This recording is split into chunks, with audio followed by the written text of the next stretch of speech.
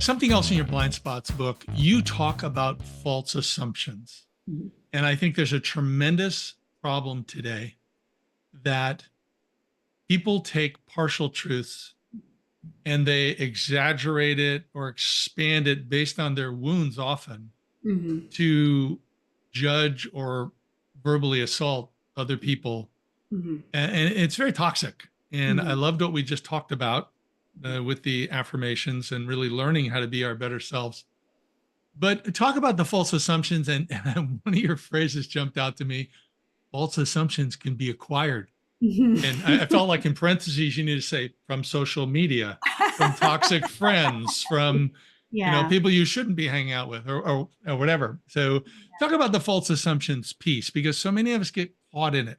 Yeah, no, absolutely. And I noticed that assumptions are inherited very much in the workplace. I mean, they're probably inherited everywhere, but in the workplace, there can be like, for instance, one of my clients was really struggling with a particular group in terms of a collaboration and had all kinds of statements around how they're not collaborative, they don't know what they're doing, they're not very skilled, they're leaders. It's like all of these data points that they thought were data points, but were a lot of like interpretation and emotionally charged judgments. Like that's kind of what they were. Yeah.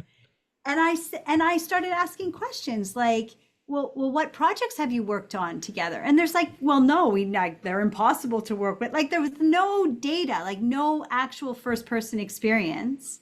Yeah. And so all of these assumptions are sort of hearsay and this and I think that it's like to me, false assumptions are almost like procrastination.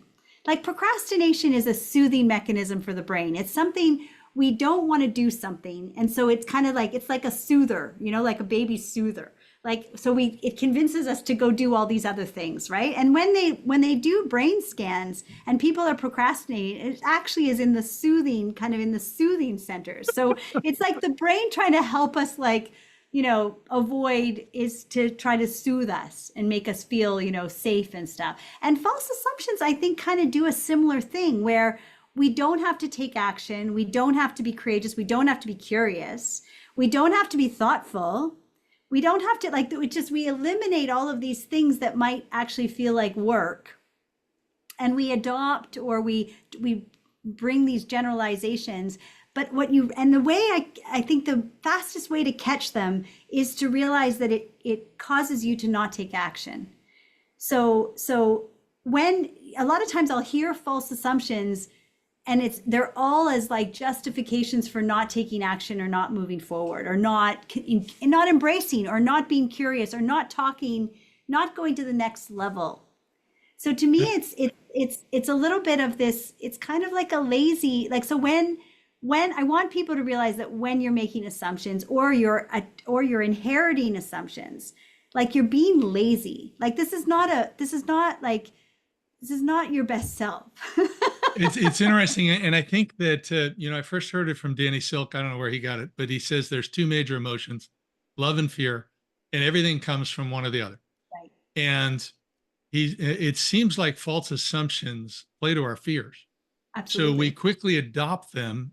Mhm. And they can, I mean, to be fair, they can play to our love, where we want to be hopeful and overly Yes. optimistic. That's Yes. been me, Dave the Dreamer. Yeah. And but my wife Kelly has developed something recently where she's been in a situation with some people who jump to false assumptions. Yeah. And so she'll go, "Excuse me, were you there when this happened? Right. Were you Yeah. part of that conversation?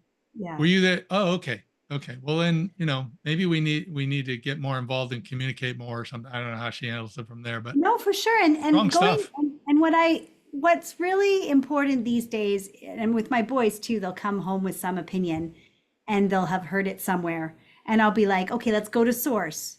Like, where did that come from? And where did that come from? And where did that come from? And like, when you go, it's so fascinating when you get to source how different the thing is. Like you just really, I try to have a rule, like I'm not going to comment on something unless I've actually seen it or read it myself. And that's a hard rule to live by. But it's really very powerful because then you actually know, why you're thinking what you're thinking instead of allowing, remember, our brains are just sponges. They're just absorbing things without discernment. And actually, my little sister used to make fun of me because years ago when I was an engineer, I would work in very, very remote areas and I'd be like alone in the middle of nowhere and there'd be like bad TV. And I often worked funny shifts. So then I'd be up in the middle of the night and I'd turn on the TV and all there ever was infomercials playing.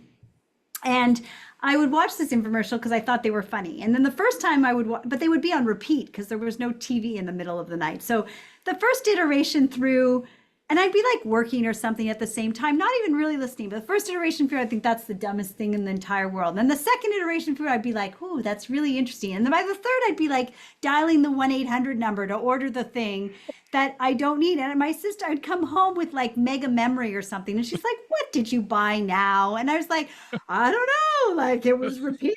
And I was like, I need it, like, so it's so important that we remember that unless we discern what this brain picks up, we're going to do things that people are just feeding us, that's getting fed to us. And that's not what we're meant to do as humans. We're meant to advance humanity. We're not supposed to just gobble up whatever happens to be around. That's funny because they just came out with a study this week that says that because there's so many people working remote, online shopping has gone through the roof during work hours.